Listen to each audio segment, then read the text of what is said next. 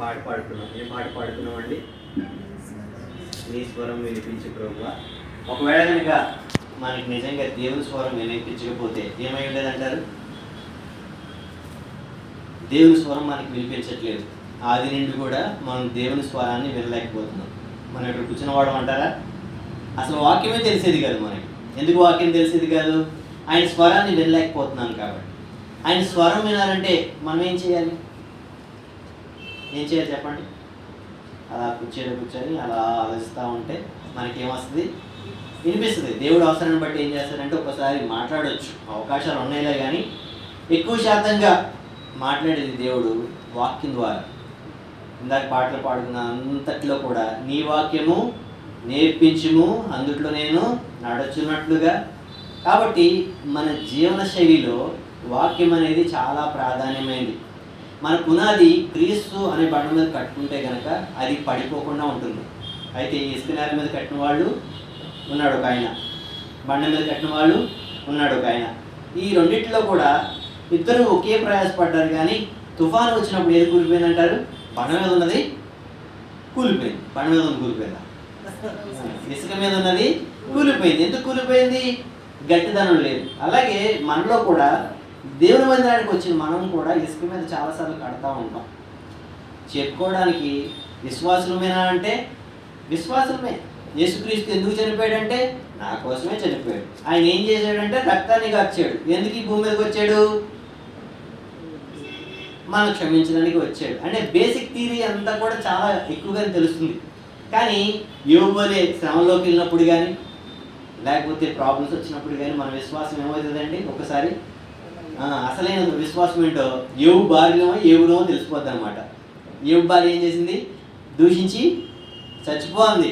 మరి ఏమేం చేశారు? నిలబడ్డాడు. ఎందుకని నిలబడ్డాడు? బండ మీద నిలుచుకొని కట్టుకున్నాడు ఆయన వాక్యంతో. ఆమె ఎక్కడ కట్టుకుంది? ఒకే ఇంట్లో వారే, కానీ ఒకళ్ళేం బండ మీద కట్టుకున్నారు, ఇంకొకళ్ళు.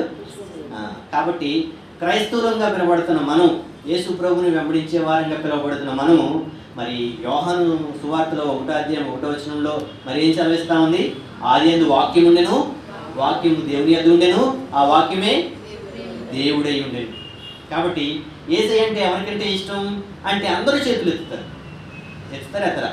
కాబట్టి మనకి యేసయ్య అంటే ఇష్టం చాలా, కానీ యేసయ్య గురించి ఎంతవరకు తెలుసు అనే దాని గురించి కూడా మనం చాలాసార్లు ఆలోచించుకోవాలి.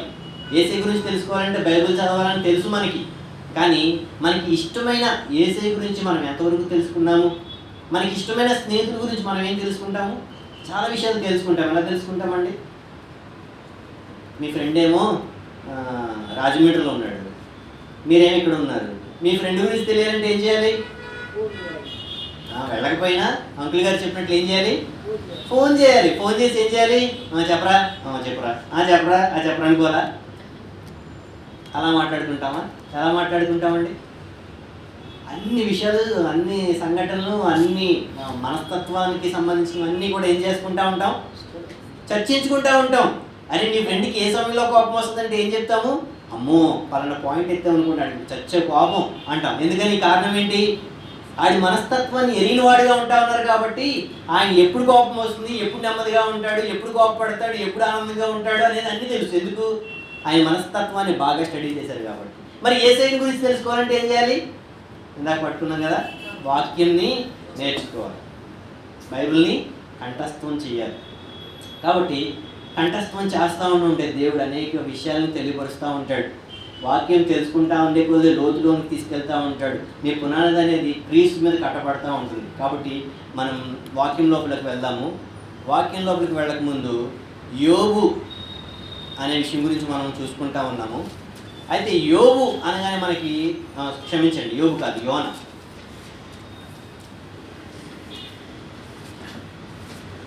యోనా అనగానే మనకు విషయం గుర్తొస్తుంది. ఏంటి చెప్పండి? చేప, ఇంకా చెప్పాలి, మీకు బాగా తెలుసు. యోనా అనగానే మనకు గుర్తొచ్చే పాయింట్స్ ఏంటి? చేప చెప్పేసారు, చేపని. ఇంకా ఎక్క, పెద్దక్క. యోనా అనగానే మనకు గుర్తొచ్చేది ఏంటి? నినివే పట్టణం. ఇంకా అనయ్య, యోనా అనగానే మనకు గుర్తొచ్చేది ఏంటి? ఓడ. ఇంకా నేను ఓడలరేవు ప్రాంతంలో యవనస్తులు పరిచయం చేస్తూ ఉండేవాడిని అనమాట. అయితే పగలంతా గురువారం అంతా పరిచయం చేసుకుంటా ఉండి అర్ధరాత్రి 1 గంటకి వెళ్ళి 1 గంటకి నేను విజయవాడలో బస్సు ఎక్కితే ఉదయం 5 గంటలకి వెళ్ళేవాడిని. ఇక్కడికి అమలాపురం దగ్గర ఓడలరేవు దిగిన తర్వాత మళ్ళీ 3 కిలోమీటర్లు నడుచుకుంటూ వెళ్ళాలి. అంటే నిద్ర లేదు, పగలంతా అలసిపోయాను. ఒక రూమ్లో పడుకునేవాడిని. ఒక తమ్ముడు నాకు అకామిడేషన్ ఇచ్చేవాడు అనమాట, చిన్న రూమ్ అది. ఆ తమ్ముడు కూడా చర్చికి వస్తూ ఉండేవాడు. అలా పడుకోగానే ఎదురుగా పెద్దది పేపర్ మీద ఒకటి రాసుకున్నాడు. నేను చాలాసార్లు ఆ రూమ్లో పడుకుందాం అనుకున్నాను కానీ నిద్ర పట్టలేదు. ఏంటో చెప్పండి అది. ఏం రాశాడు? ఓ ఈ నిద్రపోతాను అన్నాడు. ఎంత సమయము నిద్రిస్తావు అనగానే ఓ నాయన ఇదేంటి ఇప్పుడు పడుకోవాలా లేకపోతే మెలుకుగా ఉండాలి అర్థమైంది కదా నాకు.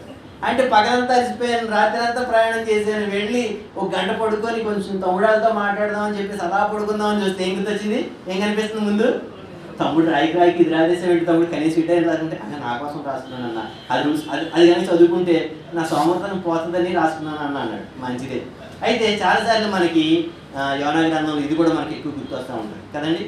యోనా అనగానే ఇంకేం గుర్తొస్తూ ఉంటుంది? ఏమొస్తుంది? ఏం చేశాడండి? ఎక్కడికి వెళ్దామన్నాడు దేవుడు? నినివేకి వెళ్ళమన్నాడు. ఎక్కడికి వెళ్ళాడు? వెళ్ళిపోయాడా? వెళ్ళలేదు.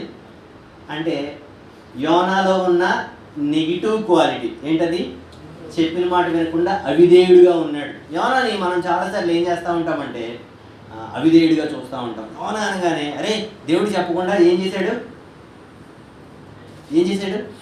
మాట వినకుండా పారిపోయాడు రా. యోనా ఏంటి అసలు దేవుడు చెప్పిన మాట మనం ఎంత నిర్లక్ష్యం చేశాడు? యోనా అలాంటోడు, యోనా ఎలాంటోడు అని మన అన్న యోనాని తెగ అనుకుంటా ఉంటాం చాలాసార్లు. కానీ మరి యోనా అలా పారిపోతా ఉన్నప్పుడు ఆ సమయంలో ఆ తరంలో మరి ఇంకెవరు సేవకులు లేరంటారా? యోనా పారిపోతా ఉంటా ఉన్నప్పుడు నాకు యోనానే కావాలి, యోనానే నినివే వెళ్ళాలి అని ఎందుకు పట్టుపట్టాడంటారు దేవుడు? కారణాలు ఏంటంటారు? ఇప్పుడు మన తరంలో ఎవరన్నా నేను సేవ చేయను, నేను ఎందుకు చేయను ప్రభు, నేనైనా పారిపోయాడు అనుకోండి ఎవరన్నా, ఆయన చెబితే ఎవరు చేస్తారు? ఇంకొకరు చేస్తారు, ఇంకొకరు వాడుకుంటాడు దేవుడు. మరి ఆ తరంలో ఎవరు లేరంటారా దేవునికి ఉపయోగకరంగా? ఉన్నారా? మరి ఉంటే యోనా పారిపోతా ఉన్నప్పుడు నువ్వే నాకు కావాలని ఎందుకు యోనా వెనకాల పరిగెట్టాడు? అది కూడా అవిధేయుడు అయిన యోనా. మన అన్న మనం కూడా ఏం చేస్తామంటే చాలాసార్లు దేవుడు చెప్పింది చేయకుండా, నేను నాతో సహా మనందరం ఏంటంటే పెద్ద యోనాలు ఏం చేస్తాం? దేవుడు చెప్పింది చేయము, చెప్పంది మాత్రం తూచా తప్పకుండా పాటిస్తాం. కానీ దేవుడు మన వెనకాల పరిగెడతా ఉన్నాడు. మరి యోనా వెనకాల ఎందుకు పరిగెట్టాడు? ఆనాటి కాలంలో ఓ యోనా నేను చెప్పిన మాట నువ్వు వెళ్ళలేదు కదా, నువ్వు నాకు అవసరం లేదులే, నేను ఇంకొకరిని పంపించుకుంటానని ఇంకొకరిని పంపించుకోవచ్చు కదా. చాలాసార్లు మనం యోనాని ఏం చేస్తూ ఉంటామంటే నెగిటివ్ కార్నర్లో, నెగిటివ్ పర్స్పెక్టివ్లో చూస్తాం. ఎలా చూస్తామంటే పారిపోయాడు యోనా, కానీ యోనా వెనకాల దేవుడు ఎందుకు పరిగెట్టాడు? యోనానే నినివే ఎందుకు వెళ్ళమన్నాడు? యోనానే నినివేకి ఎందుకు పంపించాడు? యోనా ఆలోచన లేకుండా చేప కడుపులో మింగి మరి అక్కడెందుకు కక్కించాడు? ఎప్పుడైనా ఆలోచించారా? ఏంటో చూసుకుందాం ఈరోజు. యోనా దేవుడికి కావాల్సి వచ్చాడు. దేవుడి మీద వ్యతిరేక స్వభావం కలిగి ఉన్నప్పటికీ కూడా, దేవుడి మీద తిరుగుబాటు చేసినప్పటికీ కూడా, దేవుడి చిత్తాన్ని దేవుడి ఆలోచనని ఇష్టపడకపోయినా కూడా యోనాని దేవుడు కావాలనుకున్నాడు. మన జీవితాల్లో కూడా చాలాసార్లు అప్పుడప్పుడు కూడా వ్యతిరేకమైన కార్యకలాపాలు చేస్తూ ఉంటాం. దేవుని చిత్తానికి విరుద్ధంగా చేస్తూ ఉంటాం. మనల్ని కూడా దేవుడు అలాగే కోరుకుంటాడు. ఏముంటే కోరుకుంటాడో చూసుకుందాం. యోనాని అలాగే కోరుకున్నాడు, మనలో కూడా కొన్ని క్వాలిటీస్ ఉంటే కోరుకుంటాడు. ఏంటో చూద్దామా? అయితే మనం అందరికీ యోనా గ్రంథం బాగానే తెలుసని నాకు అర్థమవుతూ ఉంది. అందరికీ తెలుసు కదండి యోనా గురించి బాగానే తెలుసు కదా. అయితే యోనా గ్రంథం మొత్తం చదవంగానే అక్కడక్కడ కొన్ని పాయింట్లు నేను చెప్తాను. మీకు అర్థం కాకపోతే ఒకసారి ఇంటికి వెళ్ళి ఇందులో ఇంచుమించుగా 4 అధ్యాయాలు ఉంటాయి. 4 అధ్యాయాలు సింపుల్గా చదివేయచ్చు. పేజీ సంఖ్య వచ్చి 762. ఈ యోనా గ్రంథంలో మొట్టమొదటిగా దేవుడికి యోనా ఎందుకు కావాల్సి వచ్చాడు అని అంటే మొదటి పాయింట్ చూసుకుందాము. 1వ అధ్యాయం చూసుకుంటే 9వ వచనం. అటు తరువాత అతడు వారితో ఇట్లనెను. ఎప్పుడు? యోనా నినివే వెళ్లకుండా తర్షీషు పారిపోతా ఉన్నప్పుడు, ఓడలో అడుగు భాగానికి వెళ్ళి నిద్రపోతా ఉన్నప్పుడు, పెద్ద తుఫాను వచ్చినప్పుడు వీరందరూ కూడా సామానంతా కూడా ఏం చేస్తా ఉన్నారంట, మునిగిపోకూడదు ఈ ఓడ అని చెప్పేసి సామానం అంతా కందిపప్పు కావచ్చు, పెసరపప్పు కావచ్చు, విలువలుగా జీడిపప్పు కావచ్చు, రకరకాల సరఫరాలు చేసే ఆ పదార్థాలన్నీ కూడా ఓడలోంచి బయటపడేశారు. ఈ ఓడ ఎందుకు ప్రయాణం చేస్తుందని మనం ఒకసారి ఆలోచిస్తే, ఓడ దేనికి ప్రయాణం చేస్తుందండి? ఒకటి మనుషులను తీసుకెళ్ళడానికి, ఇంకోటి వస్తువులను తీసుకెళ్ళడానికి. అయితే వీరి యొక్క ఉద్దేశం అంతా మారిపోయింది. ఎవరి యొక్క ఉద్దేశం? ఓడలో ఉన్న సభ్యుల ఉద్దేశం అంతా మారిపోయింది. బ్రతికితే చాలు, ఈ పదార్థాలు లేకపోయినా పర్వాలేదు, బ్రతికితే చాలు, మనం ఈ ఓడని ఎక్కడికో తీసుకెళ్ళి ఈ పదార్థాలన్నీ, ఈ తెచ్చుకున్న ముడి సరుకులన్నీ కూడా అమ్ముకోవాల్సిన పని లేదు, పోతే పోని ప్రాణం కాపాడబడితే చాలు. ఈ యోన వల్ల ఎవరికి నష్టం వచ్చిందండి? మీరే అనుకోండి. ఒక ఉదాహరణకి పెద్ద ఫ్రూట్ మార్కెట్ పెట్టారు, ఒక 20 లక్షలు ఇన్వెస్ట్ చేసి, ఎవరో దేవుడికి అవిధేయత చూపించాడు, లారీ వచ్చి గుద్దేసి ఫ్రూట్ మార్కెట్ అంతా పోయింది మీది. మీకు ఎంత నష్టం వచ్చింది? ఇప్పుడు మీ మీ మీ మీ ఆలోచన ఎలా ఉంటుంది చెప్పండి? ఎవరి మీద కోపం ఉంటుంది? ఇప్పుడు ఎవరి మీద కోపం ఉంటుంది? దేవుడు బాగానే ఉన్నాడు, అవిధేయత చూపించిన వ్యక్తి బాగున్నాడు, మధ్యలో ఎవరు పోయారు? ఇక్కడ పరిస్థితి అదనమాట. దేవుడు వెళ్ళమన్నా ఆయన బాగున్నాడు, వెళ్ళకుండా తప్పించుకున్న వ్యక్తి బాగున్నాడు. ఎవరి వస్తువులు పాడైపోయినాయి? ఓడ నౌకలో ఉన్న వ్యక్తులందరి వస్తువులన్నీ పాడైపోయినాయి. చాలా విలువ కలిగినాయి, చాలా లక్షలు కలిగిన, ఇప్పుడు అయితే కోట్లు కలిగిన వ్యాపారం. ఒక ఓడలో ఇంచుమించుగా కోట్లు కలిగిన వ్యాపారం జరుగుతుంది. అలాంటి నౌకలో ఉన్న సామానం అన్నీ కూడా పాడేశారు ప్రాణం కాపాడుకోవడానికి. ఎవరు కారణం దానికి? యోన. అలాంటి యోన ఏంటి నువ్వు కిందకి వెళ్ళి పడుకున్నావు అని చిట్లేస్తే ఎవరు తెలియదు? ఎంతకి యోన తెలియదు. ఎంతలో ఏమంటాడు చూడండి యోన గారు 9వ వచనం. అతడు వారిది ఇట్లా, నేను హెబ్రీయుడును, సముద్రమునకును భూమికి సృష్టికర్త అయి ఆకాశమందు దేవుడై ఉన్న యెహోవా యందు నేను భయభక్తులు గలవాడనై ఉన్నాను. మీ ఫ్రూట్ మార్కెట్ అంతా పాడైపోయిన తర్వాత నేను చాలా దేవుడికి భయభక్తులు కలిగిన వాడిని మీ దగ్గరికి వస్తే ఆయన ఏం చేస్తారు చెప్పండి? నిజంగా ప్రాక్టికల్గా చెప్పండి. మీ దగ్గరికి వచ్చాడు ఒక వ్యక్తి, ఆ వ్యక్తి వల్ల దేవుడు ఒక లారీని పంపించి ఫ్రూట్ మార్కెట్ మొత్తం కొట్టుకుపోయింది, 20 లక్షల నష్టం వచ్చేసింది మీకు. ఏంటయ్యా బాబు నీ వల్ల నాకు ఏంటి దుస్థితి అంటే, నేను యెహోవా యందు భయభక్తులు కలిగేవాడును అంటే, మీరు ఆయన మీతో అలా అన్నాడు. ఇప్పుడు ఏమంటారు మీరు? నీ భక్తి నీ దగ్గరే ఉంచుకోగా నాకేం కావాలి?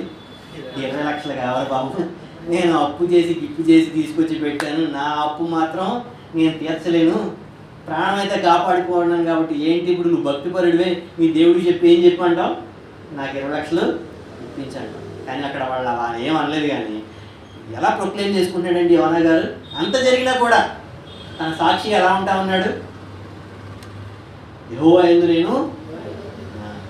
ఒకవేళ కనుక మన వల్లే వేరే వాడికి 20 లక్షలు నష్టం వచ్చిందనుకోండి, నేను యేసయ్యని నమ్ముకున్నాను, యేసయ్యని వెంబడిస్తున్నాను అని చెప్పుకుంటామా? తిడతారని ఏం చేస్తాం? అసలు చెప్పం, మౌనంగా ఉంటాం. అమ్మో ఇప్పుడు నన్ను కట్టమంటాడు, ఎందుకు వచ్చిందిలే అని మౌనంగా ఉంటే సరిపోతుంది. కానీ ఈయన చెప్పుకునే విధానం చూసారా? ఏది ఏమైనా కూడా ఏమని చెప్పుకుంటున్నాడు? బల్లబుద్ధి నేను యెహోవా యందు భయభక్తులు కలిగివాడును, సాక్షిగా ఉంటా ఉన్నాడు. ఆయనలో ఉన్న మొదటి క్వాలిటీ ఏంటంటే సాక్షిగా చెప్పుకుంటున్నాడు. అంటే దాచుకునే క్రైస్తవుడు కాదు. ఎలాంటి వాడు? నాయకుడు. ఎలాంటి నాయకుడు? ఎలాంటి పరిస్థితులైనా కూడా దేవుని గురించి చెప్పే నాయకుడు. మొదటి పాయింట్ అది. తాను యెహోవా సన్నిధి నుండి పోనట్లు మొత్తం చెప్పుకుంటూ వస్తున్నాడు. నేను ఇలాగా నినివే వెళ్ళమన్నాడు దేవుడు, కానీ నేను నినివే వెళ్ళకుండా తర్షీషు పారిపోతా వస్తున్నాను, అందుకే ఈ తుఫాన్ అంతా వచ్చింది, ఈ తుఫాను రావడానికి నేనే కారణం. ఎవరు కారణం? నేనే కారణం అనగానే వాళ్ళలో ఉన్న వాళ్ళందరూ ఎలా స్పందించుంటారు? అమ్మా అసలైన కట్టం తెలిసిపోయింది, ఈ వాళ్ళలో ఉన్న వాళ్ళందరూ కాపాడబడాలంటే ఎవరి కారణకుడు? ఈ యోనా గారు. ఏం చేద్దాం అనుకుని ఆలోచించుకుని వీళ్ళందరూ చేస్తూ ఉన్నప్పుడు 13వ వచనంలో ఏమన్నాడండి? వారు ఓడను దరికి తెచ్చు తక్కు తెడ్లను బహుబలంగా వేసిరి, కానీ గాలి తమకు ఎదురై తుఫాను బలము చేత సముద్రము పొంగి ఉండటి వలన వారి ప్రయత్నము వ్యర్థమాయను. కాబట్టి వారు యెహోవా చిత్త ప్రకారంగా నీవే దీన్ని చేసితివి. నింద ఎవరు వేస్తారు? యెహోవా చిత్త ప్రకారం. నీవే అన్నావు కదా యోనా, దేవుని చిత్త ప్రకారం ఈ తుఫాను వచ్చింది కదా, మేమంతా చాలా నష్టపోయాము, నీ చిత్త ప్రకారమే, దేవుని చిత్త ప్రకారమే ఇదంతా వచ్చింది అన్నావు కదా, ఈ మనిషిని బట్టి మమ్మను లయము చేయకుందుము గాక. ఎవరు ప్రార్థన చేస్తున్నారండి? ఎలా చెప్పుకున్నాడు బ్యాక్గ్రౌండ్ హిస్టరీ. ఎవరి గురించి?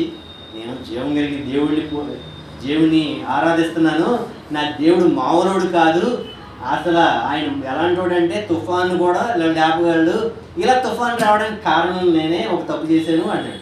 ఇటు చూస్తేనేమో సేవకుడు, ఇంకో పక్కనేమో దేవుడు ఏం చేశాడు? తుఫాను రప్పించాడు.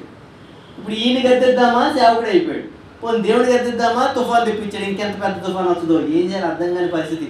సరేలే ఈయనేం చేయొద్దు, మనమే చేద్దామని చెప్పేసి చాలా ప్రయత్నాలు చేశారు, కానీ వాళ్ళ ప్రయత్నాలన్నీ కూడా విఫలమయ్యాయి. విఫలమవడంతో ఈ మనిషిని బట్టి మమ్మల్ని లయం చేయకుందిగా కానీ ప్రార్థన చేయడం, నిర్దోషిని చంపితేనన్న నేరము మా మీద మోపుకుందుగా కానీ యెహోవాకు మనవి. యోనా గారి వాళ్ళు ఎవరికి ప్రార్థన చేస్తున్నారండి? మొట్టమొదటిసారిగా జీవం కలిగి దేవునికి ప్రార్థన చేస్తా ఉన్నాడు. దేవునికి మహిమ. ఇక్కడ తిను అవిధేయుడుగానే ఉంటా ఉన్నాడు. నినివే వెళ్ళమంటే తర్షీషు వెళ్తా ఉన్నాడు.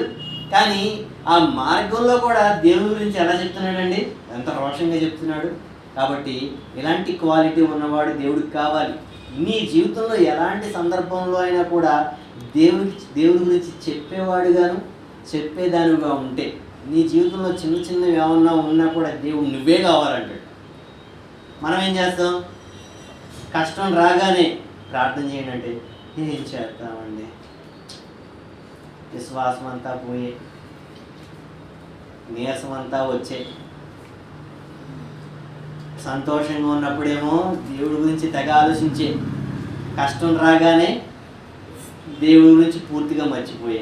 అలాంటి భక్తి చూపిస్తూ ఉంటాం. అంటే హెచ్చుతగ్గులుగా ఉంటాయి. దావీదు అంటూ ఉంటాడు కదా, స్థిరమైన మనసును నాకు నూతనముగా పుట్టించు. దావీదు ఏం కోరుకుంటా ఉన్నాడు? స్థిరమైన మనసు. దావీదు ఎవరైనందుకు? రాజు, పరిపాలించేవాడు, తనకి గొర్రెలు కాయడము తెలుసు, రాజ్యాన్ని పరిపాలించడం కూడా తెలుసు. ఇలాంటి దావీదు గారు ఏమంటా ఉన్నారు? స్థిరమైన మనసు. యోనా గారికి ఏముంది? స్థిరమైన మనసు. అంటే ఎలాంటి పరిస్థితులైనా కూడా దేవుని గురించి హెచ్చించేవాడిగా ఉన్నాడు. ఎలాంటి సందర్భంలో? తుఫాన్లో కూడా. వీళ్ళందరూ ఏమో చచ్చిపోతాం బాబోయ్ చచ్చిపోతాం అని గుండు బాదుకుంటా ఉంటే, అలాంటి టైంలో ఏం చేస్తున్నాడు? సువార్త చెప్తున్నాడండి. నేను దేవుని యందు భయభక్తులు కలిగిన వాడును, ఆ దేవుడే ఈ తుఫాను రప్పించాడు అని ఎంత చెప్పుకుంటాడో. వాళ్ళందరూ భయపడిపోయి ఇటు యోనాని ఏం చేయట్లేదు, అటు దేవుని కూడా ఏమనట్లేదు. ఏం చేయాలని అంటా ఉన్నప్పుడు ఏం చేస్తున్నాడండి? ఏమన్నాడు ఆయన? 15వ వచనంలో, యోనాను ఎత్తి సముద్రంలో పడివేసిరి. యోనా అన్నాడు ఆ ముందు, నన్ను ఎక్కడ పాడేమన్నాడు? 12వ వచనంలో, నన్ను బట్టియే ఈ గొప్ప తుఫాను మీ మీదకి వచ్చినని నాకు తెలిసి ఉన్నది, నన్ను ఎత్తి సముద్రంలో పడవేయడి. మొదటగా దేవుణ్ణి ప్రకటించేవాడిగా ఉన్నాడు. అందుకే యోనా దేవుడికి వ్యతిరేకంగా ఉన్నప్పటికీ కూడా, యోనా దేవుని మాట వినప్పటికీ కూడా ఎవరు కావాల్సి వచ్చింది? దేవుడికి యోనానే కావాలి నాకు. ఎందుకు కావాలి? యోనా ఎలాంటి సందర్భంలో అయినా కూడా దేవుని గురించి చెప్పేవాడిగా ఉన్నాడు. మొదటి పాయింట్. రెండో పాయింట్ వచ్చి ఎక్కడ ఎత్తి పడేయాలంట? అంటే చుట్టూ ఏమీ లేదండి, సముద్రమే ఉంది. ఎప్పుడైనా మీరు సముద్రం దగ్గరికి వెళ్ళారా? ఎంతమంది సముద్రం చూసుంటారు? చూసారా? సముద్రం చూడలేదండి మీరు? అది బాబోయ్, సముద్రం చూడడానికే ఒకసారి వాడల రేవు అదే ప్రాంతంలో ఒక కార్పెంటర్ని తీసుకెళ్ళా విజయవాడ నుంచి చర్చిలో పనులు చేయడానికి. అన్న నేను ఎప్పుడు సముద్రం చూడలేదన్న, సముద్రం దగ్గరికి తీసుకెళ్ళమంటే పని అంతా చేసేటప్పుడు తీసుకెళ్తారంటే తీసుకెళ్ళా. పని అయిపోయిన తర్వాత ఆ దూరం నుంచి ఉష్ ఉష్ అని ఏంటన్నా శబ్దం అంటే, కెరటాలు తమ్ముడు అంటే అంత పెద్దగా వస్తాయి అన్న అన్నాడు. పెద్దగా వస్తాయి అన్నాడు. దగ్గరికి వచ్చే కొద్ది ఎలా కనిపిస్తుంది సముద్రం? అయ్యో బాబు ఇదంతా ఒకసారి లేచేటప్పుడు నా పని ఏంటి, నేను రానంటాడే. ఆ సముద్రాన్ని చూసి నేను రానంటాడు. సముద్రాన్ని చూస్తేనే రాలేకపోతున్నాడు కదా, సముద్రంలో మధ్యలో నిలబెట్టి దూకంటే ధైర్యం ఉంటుందండి. ఎందుకు? సముద్రం అంటే మనకి సముద్రం తెలియదు కాబట్టి ఓకే. లోద బిల్డింగ్ ఉంది కదా, ఆ పైనుంచి దూకండి అంటే ఏమని చెప్తారు? ఎందుకు రెండు ఫ్లోర్లోనూ మూడో ఫ్లోర్లోనూ పైనుంచి కిందకి పెట్టుకోవడానికి చూస్తే ఎలా అనిపిస్తుంది మనకి? భయంగా అనిపిస్తుంది కదా. కానీ ఇప్పుడు యోన ఏమన్నాడంటే నన్ను ఎత్తి పడేయని అన్నాడు. అంటే దాని ఉద్దేశం ఏంటంటే ఎత్తి పడేయమనడానికి అర్థం ఏంటి? నన్ను చచ్చిపోతానికి సిద్ధపడ్డాడు, అంతే కదండి. చేప వస్తుంది, చేప కడుపులోకి నువ్వు వెళ్తావు, 3 రోజులు ఉంటావు, అది నిన్నవే తీసుకెళ్తుంది, అక్కడ కక్కుద్ది అని చెప్పాడు దేవుడు. తెలియదు, ఏ ఇన్ఫర్మేషన్ లేదు యోనాకి, ఏ ఇన్ఫర్మేషన్ లేదు. కానీ తను చెప్పిన మాటలు మాత్రం ఏ ఉద్దేశంతో చెప్పాడంటారు? నన్ను ఎత్తి పడేయండి అనడానికి ఉద్దేశం ఏంటంటారు? నేను చేసిన తప్పుకి మీరు అందరూ బాధ అనిపిస్తున్నారు, ఇది మాత్రం ఆగదు, కాబట్టి నన్ను ఎత్తి పడేయండి అంటే నన్ను చంపేయండి. ఎవరి కోసం చంపేయండి? ఎవరి కోసం చనిపోతానన్నాడు? దేవుడి కోసమా? వీళ్ళెవరికి ఇబ్బంది కలగకుండా ఉండడానికి, నా వల్ల వీళ్ళు మరణించకూడదు, నా వల్ల వీళ్ళు ఆస్తి నష్టపోయారు, వీళ్ళ ప్రాణాలకి నష్టం రాకూడదు. అంటే అన్యుల వాళ్ళు లేకపోతే ఇజ్రాయేలీల? అన్యులు. ఓడలో ప్రయాణం చేసిన వాళ్ళందరూ అన్యులు, యూదులు కాదు, లేకపోతే ధర్మశాస్త్రాన్ని పఠించిన వాళ్ళు కాదు. ఎవరండి వీళ్ళందరూ? అన్యులుగా ఉంటా ఉన్నారు. అయితే యోన ఎవరి కోసం ప్రాణం పెడుతున్నాడండి? అన్యుల కోసం. సువార్త ప్రకటించేసాడు, అయిపోయింది, చంపేడు కావాలంటే. అంటే మొదటిదేమో ఎలాంటి సందర్భంలోనైనా కూడా దేవుడి గురించి ప్రకటించే వాళ్ళు దేవుడికి కావాలి. రెండోది, నీవు నీ తోటి వారి కోసం ప్రాణం పెట్టేవాడిగా ఉంటే నువ్వు ఖచ్చితంగా కావాలి దేవుడికి. ఎవరు దేవుడి కోసం ప్రాణం పెడతారంటే ఎవరు పెడతారు? అన్నవాళ్ళు చెప్పండి, ఒరిస్తానో లేకపోతే ట్రైబల్ ఏరియాకి తీసుకెళ్తా. ధ్యానం, అమ్మో నా ప్రాణమే, అమ్మో ఎంత తీపో ప్రాణం అంటే, అయ్యి బాబోయ్ చావునే మాట. చాలా చోట్ల సువార్త చెప్తా ఉన్నప్పుడు ఇప్పుడు చూడు చావు చావు అంటారు. ఇంగ్లీష్లో ఇస్తువులు ఏమంటారు? చావు చావు చావు అంటారు. ఏంటండి బాబు, ఎందుకు చావు? నోట్లోంచి మంచి మాటలు పలకొచ్చు కదా అంటారు. చావు అంటే ఎంత భయమో. మన యేసు ప్రభువుని వెంబడించే వారమైన మనకు కూడా ఈ చావు అనేది ఎలా ఉంటా ఉంది? ఎంతమందికి చావు అంటే భయం చెప్పండి? ఎవరికి భయం లేదు చెప్పండి పోనీ. అయితే చావు అంటే భయం లేనప్పుడు బైబిల్లో ఉన్న చివరి ప్రార్థన చేయండి అందరూ. బైబిల్లో ఉన్న చివరి ప్రార్థన ఏంటండి? చివరి ప్రార్థన ఏంటండి? చూద్దామా? 22వ అధ్యాయము 20 వచనం. ఈ సంగతుల గురించి సాక్ష్యం ఇచ్చేవాడు, అవును త్వరగా వచ్చుచున్నానని చెప్పుచున్నాడు. ఆమేన్. ప్రభువైన యేసు. చావుంటే భయం లేని వారు చేసే ప్రార్థన ఇది. చివరి ప్రార్థన ఏంటంటే బైబిల్లో? ప్రభువైన యేసు. ఎవరు ప్రార్థన చేస్తారు? ఇలాగా ఇక్కడ కూర్చున్న వాళ్ళు ఎవరు చేస్తారు చెప్పండి? ప్రభువైన యేసు రమ్ము అని అనుకోండి, నిజంగా వచ్చేసేది అనుకోండి, ఇంటి దగ్గర ఉన్న పిల్లల పరిస్థితి ఏమైపోద్ది? అన్యాయం అయిపోతారండి. ఎవరు చూసుకుంటారు మా పిల్లల్ని? అమ్మో మా తల్లిదండ్రులను ఎవరు చూసుకుంటారు? అమ్మో నేను చేసే జాబ్ చేసే చోట మా బాస్కి ఏం చెప్పాలండి బాబు? మనం చావాలి, చచ్చిపోతాం అని ఏం గుర్తొస్తుంది చెప్పండి? అమ్మో ప్రభువుని యేసుక్రీస్తుని నేను సందర్శించబోతున్నాను, తండ్రి కుడి పార్శ్వన కుమారుడు కూర్చొని ఉంటాడు, నేను సందర్శించబోతున్నా అని అనుకుంటామా? చచ్చిపోతుంటే అమ్మో ఆ బీరో కింద 10,000 పెట్టాను, అవి తీసుకురా చెప్పేదో మాట అయిపోద్దేమో, అమ్మో ఆ అమలాపురంలో ఎకరం కొన్నాను భర్తకు తెలియకుండా, అది ఎట్టిపోద్దు, అయ్యి బాబోయ్, అమ్మో ఆ గొలుసు కొన్నాను బ్యాంకులో పెట్టాను, అలా తిప్పుతున్నాను, అది ఎట్టిపోద్దు. చచ్చిపోవాలంటే ఏం గుర్తొస్తాయండి మనకి? ఒక గంటలో చచ్చిపోతామని కానీ ఏం గుర్తొచ్చేస్తాయి? అన్నీ గుర్తొస్తాయి. కానీ యోనా దేని గురించి ఆలోచించలా? దేని గురించి అన్న ఆలోచించాడా? ఏమండి వాడిలో ఉన్న సభ్యులారా, ఇదిగోండి నన్ను గెంటేయండి, నేను చచ్చిపోతాను కదా, ఇదిగో మా అమ్మ నాన్నలు అక్కడ ఉంటారు, మరి వాళ్ళకి చెప్పండి, ఇదిగోండి దేవుడికి వ్యతిరేకంగా చేసాడు, మీ అబ్బాయిని వాడని తెచ్చిపాడేసి చచ్చిపోయాడు, ఈ వార్తనైనా అందించండి అని అన్నారా? అన్నారు.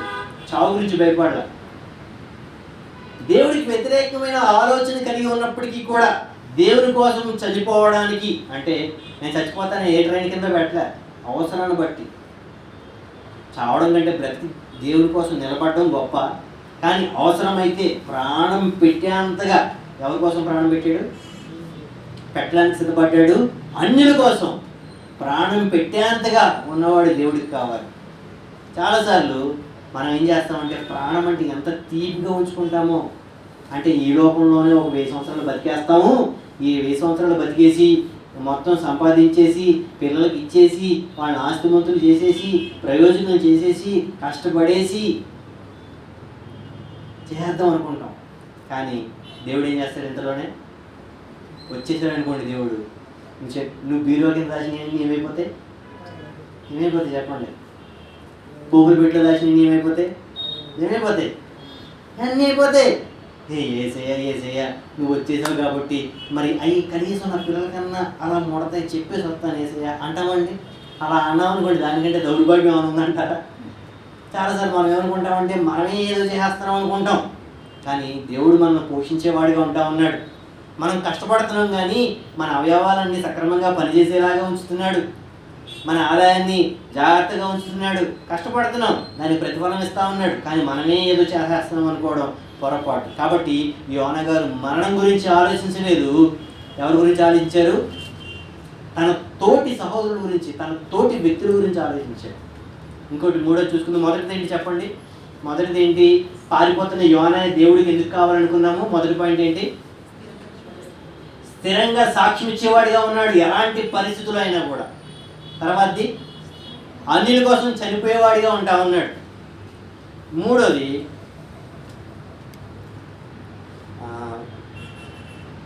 రెండో అధ్యాయంలో అక్కడ మరి చేప అందుట్లో ఎత్తి పాడేసిన వెంటనే ఎవరు మింగేశారు? మత్స్యం మింగేసింది. మింగేసిన తర్వాత ఎలాంటి పరిస్థితుల్లో ఉన్నాడు? మీ కాళ్ళకి గంటలు కట్టేసి మరి ఏ పటాన్ చెరువు ఎక్కడ తీసుకెళ్ళి ఒక రూమ్లో పడేసాం అనుకోండి, ఎలా ఉంటుంది పరిస్థితి చెప్పండి? కింద నుంచి పెట్రోల్ పోతే వాసన వస్తూ ఉంటే ఎలా ఉంటుంది?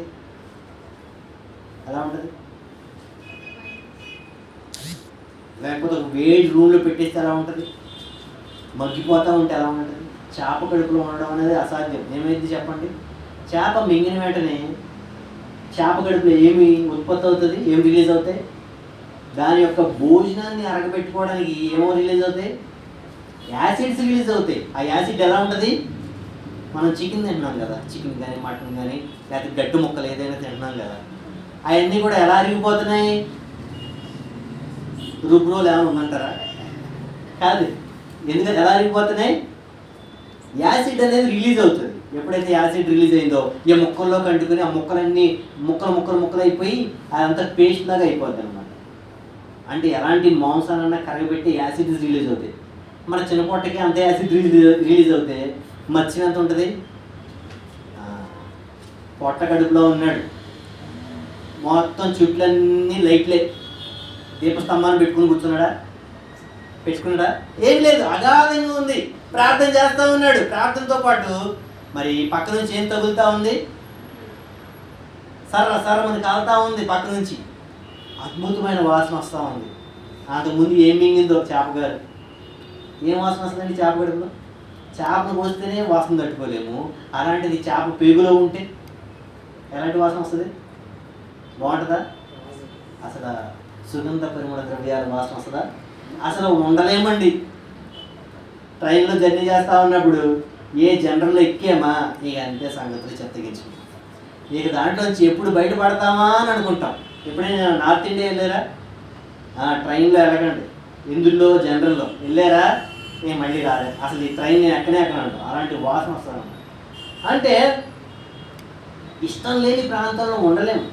మరి ఈ యోనా గారు చనిపోవడానికి ఇష్టపడ్డ ఈ వ్యక్తి చేప గడుపులో ఉన్నాడు. ఎలాంటి పరిస్థితుల్లో? చీకటి కమ్మి ఉన్నది. 3 రోజుల తర్వాత బయటకు వస్తాడని తెలుసా? అనుకుని ఉండొచ్చు. ఏమని? కొంతసేపులో నేను ఏమైపోతా? ఆహారం అయిపోతా. అలాంటి సమయంలో ప్రార్థించేవాడిగా ఉన్నాడు. ప్రార్థన మాత్రమే కాదు, అక్కడ ఏం చేస్తాడు చూడండి.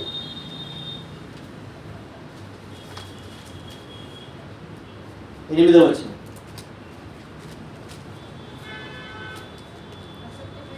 తొమ్మిదవ వచనం చదవండి. 9వ వచనం. కృతజ్ఞతాస్తుతులు చెల్లించి చాలండి. ఏం చేస్తున్నాడండి? ఏం చేస్తున్నాడు? కృతజ్ఞతాస్తుతులు. ఎప్పుడు? నీకు ఇల్లు దొరికినప్పుడా, కారు కొన్నప్పుడా, లాటరీ దొరికినప్పుడా, ఆరోగ్యం అంతా బాగున్నప్పుడా, ఎలాంటి పరిస్థితుల్లో కృతజ్ఞతాస్తుతులు చెల్లిస్తున్నాడు? హోప్ లేనప్పుడు, తనకి ఏ దారి దొరకనప్పుడు, చేప కడుపులో ఉన్నానన్న సంగతి కూడా తెలుసో తెలీదో కూడా తెలియదు ఆయనకి, అగాధంలో ఉంటా ఉన్నప్పుడు, చుట్టూ కూడా కాలుతా ఉన్నప్పుడు, చుట్టూ కూడా ఒక రకమైన వాసన వస్తూ ఉంటా ఉన్నప్పుడు, అక్కడ మోకాళ్ళు ఏం చేశారంట? దేవుడికి కృతజ్ఞతాస్తుతులు చెల్లిస్తూ ఉన్నాడు. కాబట్టి ఈ పారిపోయే ఈ యోనా దేవుడికి ఎందుకు కావాల్సి వచ్చింది? మొదటి పాయింట్ ఏంటి చెప్పండి? స్థిరంగా ఉండి సాక్ష్యం చెప్పేవాడిగా ఉన్నాడు ఎలాంటి పరిస్థితులు అయినా కూడా. రెండోది, పరుల కోసం ప్రాణం పెట్టేవాడిగా ఉన్నాడు. మరి మూడోది, అలాంటి పరిస్థితుల్లో అయినా కూడా ఆరాధన చేసేవాడిగా ఉన్నాడు. చాలాసార్లు మన దైనందినమైన జీవితంలో ఏం చేస్తామంటే, ఆశీర్వాదాలు వచ్చినప్పుడు స్తోత్రం యేసయ్య నీకే వందనాలు, ప్రభువా నువ్వు గొప్ప దేవుడు, జీవం కలిగిన వాడు, సర్వశక్తిమంతుడివి అని అంటాం. సమాధానం లేనప్పుడు చూడండి, ప్రతి యేసు ప్రభువుని నమ్మించే ప్రతి ఒక్కళ్ళు కూడా వ్యత్యాసం కనిపిస్తుంది. బాగా ఉన్నప్పుడు ఆరాధన బాగానే వస్తుంది, కానీ నువ్వు కష్టంలో ఉన్నప్పుడు, వ్యాధిలో ఉన్నప్పుడు, దుఃఖంలో ఉన్నప్పుడు, పరువు పోయినప్పుడు, నిందల పాలైనప్పుడు, నువ్వు తృణీకరించబడతా ఉన్నప్పుడు నీ ఆరాధన ఎలా ఉంటుంది? నోటితో కాదండి నేను చెప్పేది, నోటి ద్వారా చాలామంది చేస్తారు, కానీ హృదయపూర్వకంగా నువ్వు ఆరాధన చేయగలుగుతున్నావా? ఆరాధన చేసేవాడిగా ఉంటా ఉన్నావా? దేవుని ఎడల కృతజ్ఞత భావం కలిగి ఉంటా ఉన్నావా? లేకపోతే ఆ శ్రమే నీకు గుర్తొస్తూ ఉందా? లేకపోతే ఆ నిందే నీకు గుర్తొస్తూ ఉందా? లేకపోతే ఆ బాధ నీకు గుర్తొస్తూ ఉందా? లేకపోతే ఆ ఇబ్బంది నీకు గుర్తొస్తూ ఉందా? ఆ ఇబ్బందిని బట్టి చాలామంది ప్రార్థన చేయరు, ఆరాధన చేయబడడం పక్కన పెడితే ప్రార్థన కూడా చేయరు. చాలామంది కష్టం వస్తే ఎక్కడికి వెళ్ళిపోతారు? సంఘాలు మానేసే వాళ్ళు చాలామంది ఉన్నారు, మందిరం మానేసే వాళ్ళు చాలామంది ఉన్నారు. లేరన్నా? ఉన్నారంటారా? లేరంటారా? కష్టం వస్తే చాలు, పట్టించుకోకపోతే, పాట పాడడానికి అవకాశం ఇవ్వకపోతే మానేసిన వాళ్ళని కూడా చూశానండి.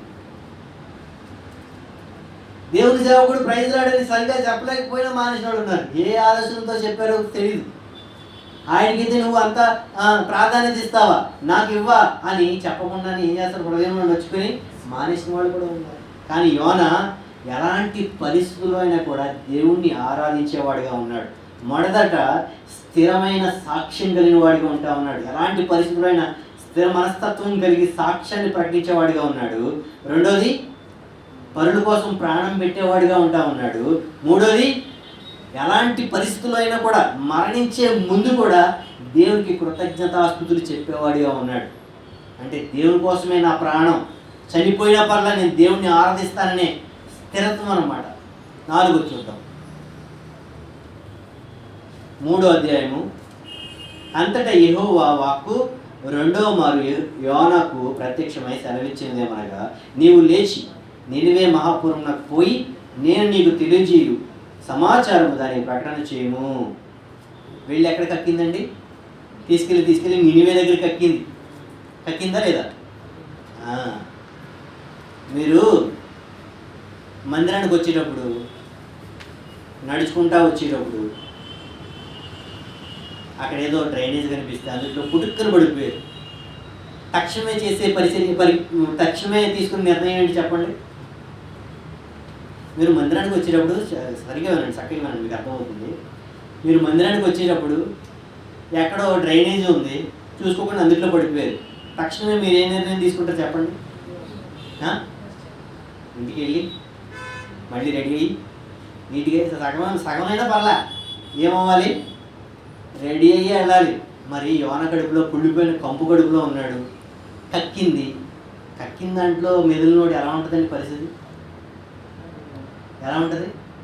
ఇప్పుడు కక్కడం అంటే ఏంటండి?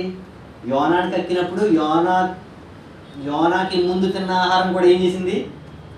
ఆ చేప మొక్కలు, తాబేలు మొక్కలు, ఆ మొక్కలు, ఈ మొక్కలు మొత్తం కల్లాగలం చేసి నెత్తి మీద పోసేసింది. ఎవరి నెత్తి మీద? యోనా ఏమవ్వాలి చెప్పండి? అన్న నేను ఒక ప్యాంటే తెచ్చుకున్నానన్నా, నేను రాలేనన్నా అన్నవాళ్ళు లేరంటారా? ఏమండి, మొత్తం బట్టలన్నీ నానబెట్టేసాను, బట్టలు వేసుకోవడం నాకు కూడా లేవు, ఒక షర్టే తెచ్చుకున్నా, అందుకే ఇలా వచ్చాను. బట్టలు ఏం తెచ్చుకోలేదు కాబట్టి నేను రాలేనండి, సబ్బు తెచ్చుకోలేదు, స్నానం చేయలేదండి. ఎన్ని సాకులు చెప్తామంటారు మనం, చెప్పండి. యోనా ఇక్కడ దేవుడు మరలా ప్రత్యక్షమయ్యి నువ్వు నినివేకి వెళ్ళి సువార్త చేయి అనగానే ఏం చేశాడు? ప్రభువా బకెట్ నీళ్ళు ఇప్పిస్తా, స్నానం చేస్తా. యోనా గారు మంచిగా మనకలాగా సూట్ కేసులో 2 తెల్ల ప్యాంట్లు, 2 తెల్ల షర్ట్లు, మరి పేస్ట్, టంగ్ క్లీనరు, బ్రష్, మరి పక్కన నైట్ పెట్టుకోవడానికి పంచ, మరి బనీను, మరి అప్పుడప్పుడు ఆయన గుర్తొస్తే చాక్లెట్లు, ఏమిటి ఆహారం, మరి షుగర్ తగ్గకుండా మరి అప్పుడప్పుడు చాక్లెట్లు తినడం, బిస్కెట్ ప్యాకెట్ పెట్టుకొని సూట్ కేసులో పెట్టుకొని యోనా గారు బయలుదేరి చేప కడుపులో పెట్టుకొని వాన కడుపులోనే స్నానం చేసి మంచిగా రెడీ అయ్యి టక్ చేసుకుని బయటకు వచ్చాడంటారా? లేదు. యోనా పరిస్థితి ఎలా ఉందో కక్కినప్పుడు? మనమైతే ఏం చేస్తాం? అసలు ఆ కంపును తట్టుకోలేక ఏం చేస్తామంటే ముందు అర్జెంటుగా స్నానం చేయాలి. నీళ్ళు దొరికినాయో లేదో తెలియదు మనకి, ఎక్కడైతే రాయబడలేదు. కానీ నేను అనుకుంటున్నాను ఎలాంటి పరిస్థితిలో ఉన్నాడు. బట్టలు లేవు, ఎవరిస్తారు అడిగితే బట్టలు? డబ్బులు ఉండే పోయి యోనా దగ్గర డబ్బులు కూడా లేవు. ఎందుకని? మొత్తం అన్నీ పోయినాయి, లాస్ అయిపోయాడు మొత్తం అంతా కూడా. నినివే పట్టణంలో దిగిన వెంటనే తనకి బట్టలు లేవు, డబ్బులు లేవు, ఏమీ లేవు. దేవుడు ప్రత్యక్షం ఏం చెప్తున్నాడు? నువ్వు వెళ్ళి సువార్త చెప్పు అనగానే మనవాడు ఏం చేస్తున్నాడు? సువార్త చెప్పడం అంటే చాలా ఇష్టం యోనాకి.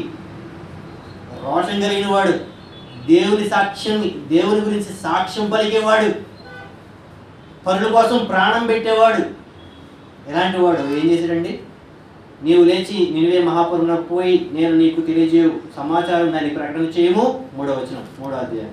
కాబట్టి యోనా లేచి యెహోవా సెలవిచ్చిన ఆజ్ఞ ప్రకారము నినివే పట్టణంకు పోయాను. ఎలా వెళ్ళాడంటారు?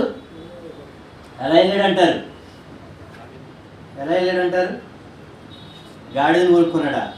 ఎవరన్నారు గాడి కొనుక్కున్నాడని? గుర్రం కొనుక్కున్నాడా? లేదులే, BMW కారు వెళ్ళి ఉంటాడు. ఎలా వెళ్ళాడు? నడుచుకుంటానే ఆ కంపు బట్టలతోనే.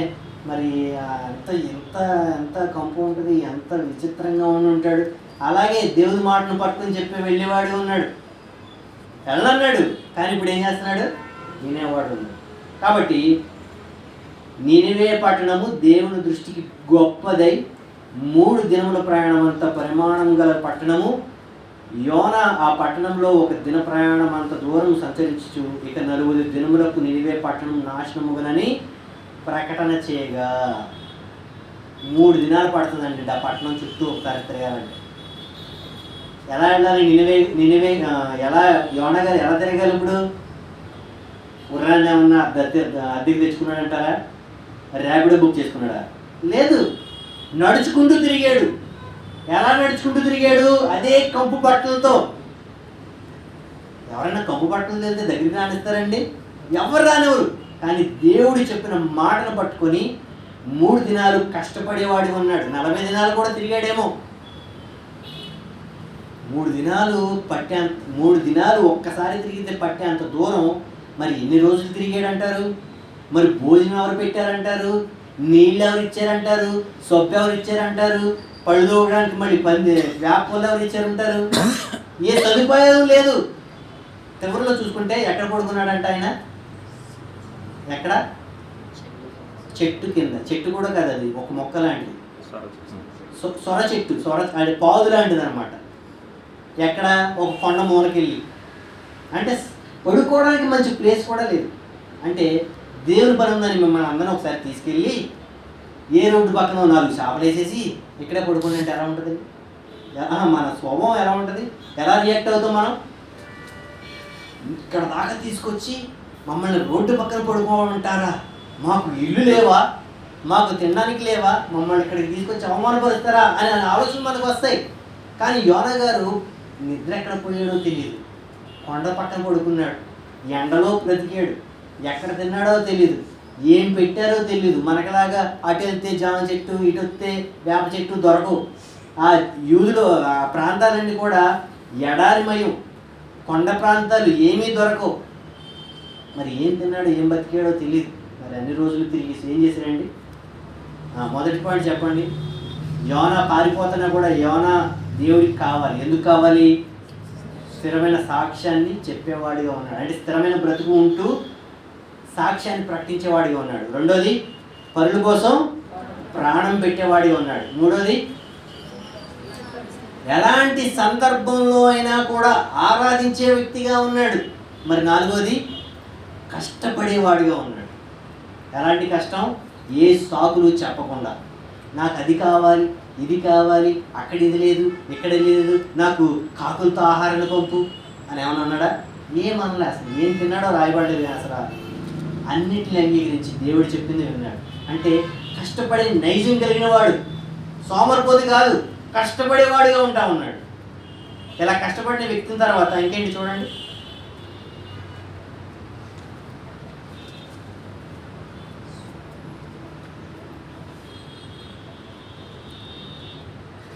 నాలుగో అధ్యాయం. అయితే ఇలా 40 రోజులు కూడా దేవుని గురించి సువార్త ప్రకటించినప్పుడు నినివే పట్టణస్థులందరూ ఏమైపోయారంట? రాజుతో సహా 3 దినాలుండి దుప్పటి కప్పుకొని, బూడిదలో వేసుకొని, ఎలగో చేసుకొని, పస్తులు ఉండి ఉపవాసం ఉండి దేవుడి దగ్గర నుంచి ఏం పొందేసుకున్నారు? క్షమాపణ పొందేసుకున్నారు. క్షమాపణ పొందుకున్న వెంటనే ఎవరు చూశారంట? యోనా కనిపిస్తూ ఉంది. ఇది చూడండి. యోనా దీనిని చూచి బహు చింతాక్రాంతుడై. నినివే కాపాడబడుతుంటే యోనాకి ఏంటి ఇబ్బంది? యోనాకి ఏమొచ్చిందంట? కోపం వచ్చిందంట. ఎందుకు కోపం వచ్చింది? చింతతో కోపం వచ్చిందంట. అయ్యో, వీళ్ళందరూ ఎవరిని అంగీకరించేస్తున్నారు? దేవుడిని అంగీకరించేస్తున్నారు. నేను కొండ మీద చూసినప్పుడు నుంచి పైనుంచి అగ్ని గంధకాలు వచ్చి కాల్చేస్తాయి అనుకున్నాను. వీళ్ళు ఏం చేయబడ్డారు? అయ్యో, క్షమించబడ్డారు. దేవుడి దగ్గర నుంచి పశ్చాత్తాపం వచ్చేసిందని కోపం వచ్చేసిందంట. కోపం వచ్చేసి, యెహోవా, నేను నా దేశమందుండగా ఇట్లు జరుగునని నేను అనుకున్నాను. ఏమనుకున్నాడంట? నన్ను నినివే పంపిస్తున్నావు, పంపిస్తే నేను దేవుడి గురించి చెప్తాను. నేను దేవుడి గురించి చెప్పినప్పుడు ఆ ప్రజలందరూ ఏం చేస్తారు? క్షమాపణ అడుగుతారు. ఖచ్చితంగా నువ్వేం చేస్తావు? అది ఎవరికి నచ్చలేదు? యోనాకి. ఎందుకు నచ్చలేదంటే చరిత్రకారులు అంటారు, మనల్ని బ్రిటిష్ వారు పరిపాలిస్తూ ఉన్నప్పుడు ప్రతి రైతు కూడా సుంకం కట్టేవాడు. అవునంటారు కదంట. తెలుసండి. అంటే మన భారతీయులకి ఆనాటి కాలంలో బ్రిటిషర్స్ అంటే అసలు ఇష్టం లేదు. ఎందుకు? మనల్ని హింసించి మన శ్రమనంతా దొంగతనం చేశారు కాబట్టి. మరి యోనా సమయంలో కూడా అంట చరిత్రకారులు అంటారు, యోనా అంటే ఇజ్రాయేల్ దగ్గర నుంచి పన్ను తీసుకునేవాడు అంట ఈ నినివేవాడు. నినివే అనేది బాగా గొప్ప పట్టణంగా ఉంటా ఉండి ఆ చుట్టుప్రక్కల ఉన్న దేశాల దగ్గర అంతా కూడా ఏం తీసుకునేవాళ్ళు? పన్ను తీసుకుని చెల్లించకపోతే చాలా ఎక్కువ శిక్షణ ఇచ్చారంట. ఇలా ఇవ్వడంతో ఎవరికి కోపం వచ్చింది? ఏంటి, దేవుడు మమ్మల్ని ప్రత్యేకించుకుంటే 7 రూపాయలు ఏంటి మా దగ్గర? 7 కాలిపోతేనే మంచిది, మమ్మల్ని ఏం అడగరు? సొంకం అడగరు, డబ్బులు అడగరు, మా మీద అజమాయిషీ చేయరు. ఏం కాలిపోతే? నినివే కాలిపోతే మమ్మల్ని అసలు అడిగేవాళ్ళు ఉంటారు. మళ్ళీ మా దేవుడు మా జనాంగాన్ని హెచ్చిస్తాడు అని అనుకున్నారు. ఎవరు అంటే దేశభక్తి కలిగిన వాడు. ఎవరికండి? క్రికెట్కి చాలామంది తెలుసు కదా. ఇండియా గెలవాలా, పాకిస్తాన్ గెలవాలా అంటే ఎవరు గెలవాలి? పాకిస్తాన్ అయితే బాగుంటుంది అంటారా? ఎవరన్నా అంటారా? ఆస్ట్రేలియా గెలవాలా, ఇండియా గెలవాలా అంటే ఇండియానే గెలవాలి. మరి ఇండియాలో క్రైస్తవులు ఉన్నారా అంటే లేరు. అయినా ఎవరు గెలవాలి? ఇండియానే గెలవాలి. అంటే అలాంటి మనస్తత్వం కలిగిన వాడు అనమాట. అంటే దేశభక్తి చాలా ఎక్కువ కలిగిన వ్యక్తి. అంటే దేవుడు చెప్పింది చీకిపోవడానికి ఏమంటే వచ్చింది? దేశం యొక్క అంటే దేశభక్తి, దేశం మీద ఉన్న మక్కువ అడ్డొచ్చింది. అయ్యో, మమ్మల్ని ఇంత శ్రమ పెడుతున్నారే, మమ్మల్ని ఇంత బాధ పెడతా ఉన్నారే, ఇప్పుడు కనుక మేము సువార్త చెప్తే వీళ్ళందరూ మారిపోయి మమ్మల్ని ఇంకా ఏం అడుగుతారు? ఇంకా పనులు అడుగుతారు. అదేదో మెరలకు నీటని పారిపోయారు అనుకో, ఆడ మీద అగ్ని కనుకలు పోతే దేవుడి కోపం వచ్చేస్తుంది, మొత్తం పోతారు, అప్పుడు మేము ఫ్రీ అయిపోతాం అనుకున్నాడు. నాకు తెలుసు ప్రభువా నీ గురించి. ఏమన్నాడు? యెహోవా, నేను నా దేశమందు ఉండగా ఇట్లు జరుగును అనుకున్నాను. నాకు ముందే తెలిసిదంతా. ఏం తెలుసంట? అందువలననే నీవు కటాక్షమును, జాలియును, బహుశాంతమును, అత్యంత కృపయు గల దేవుడు అయి ఉండి. దేవుడు కృప కలిగిన దేవుడా, కోపం కలిగిన దేవుడా? అదే కనుక మీ దగ్గర మత్తయి నుంచి ప్రకటన గ్రంథం వరకు లేదనుకోండి, ఏమంటారు మీరు? మత్తయి నుంచి ప్రకటన గ్రంథం వరకు మీకు న్యూ టెస్ట్మెంట్ లేదండి. దేవుడు కోపం ఎలా ఉంటుందంటే ఏమంటారు? అమ్మో మామూలుగా ఉండదండి బాబు, దేవుడి కోపం అలా ఉంటుంది ఎలా ఉంటుంది అంటారు. కొత్త నిబంధనకు వచ్చేటప్పటికి మనకి దేవుని ప్రేమ గురించి ఎక్కువ చెప్పి దేవుడు జాలిమయుడు, కరుణామయుడు అంటున్నాం. కానీ మరి యోనా గారు దగ్గర ఏ గ్రంథం ఉంటుంది? తోరా ఉంటుందేమో, అంతేనంటారా? యోనా గారి దగ్గర ఏ గ్రంథం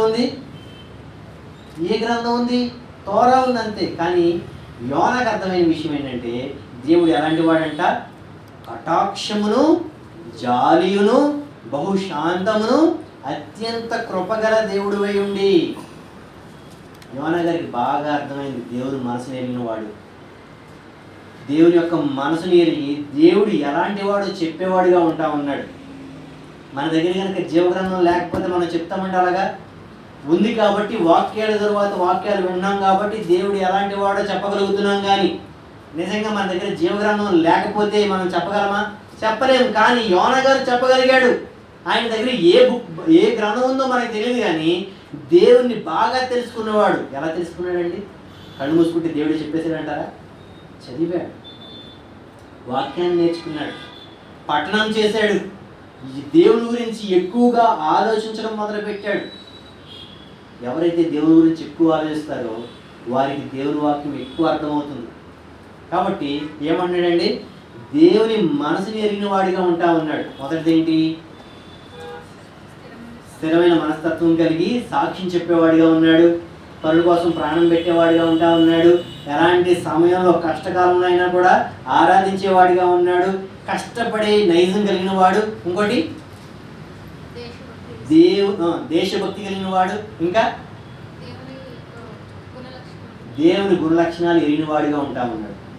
దేవుని మనసును, దేవుని ఆలోచనలు, దేవుని స్వభావం ఎరిగిన వాడిగా ఉన్నాడు. ఊరికనే రాలా, దేవుడి గురించి పదే చదివాడు కాబట్టి తెలుసు, ఇవన్నీ తెలుసు కాబట్టి అలా అన్నాడు. కాబట్టి పశ్చాత్తాపడి కీడు చేయక మానదు అని నేను తెలుసుకుని దానికి ముందుగానే తర్షీషుకు పారిపోయాను. నేను పారిపోవడానికి కారణం ఏంటంటే నువ్వు క్షమించేస్తావు బాబోయ్, నువ్వు క్షమించేస్తే మళ్ళీ మాకు తెప్పలు వస్తాయనే ఆలోచన. అంటే దానికి మించి వేరేదేం కాదు. అమ్మో నేను దేవుడు చెప్పింది దేవుడి కోసం వ్యతిరేకంగా చేయాలని కాదు, కానీ దేశభక్తి కొంచెం అడ్డం వచ్చింది కాబట్టి. కానీ యోనా అనగానే మనకి ఎక్కువగా గుర్తొచ్చేది ఏంటంటే అవిధేయపరుడు, దేవుడి మాట వినకుండా పారిపోయేవాడు అని అనుకుంటాం. కానీ ఇన్ని లక్షణాలు ఉన్నాయి ఆయన దగ్గర. కాబట్టి పారిపోయే యోనా దేవుడికి కావాలి, ఎందుకనంటే ఇన్ని లక్షణాలు ఉన్నాయి కాబట్టి మనం కూడా దేవుడికి కావాలి.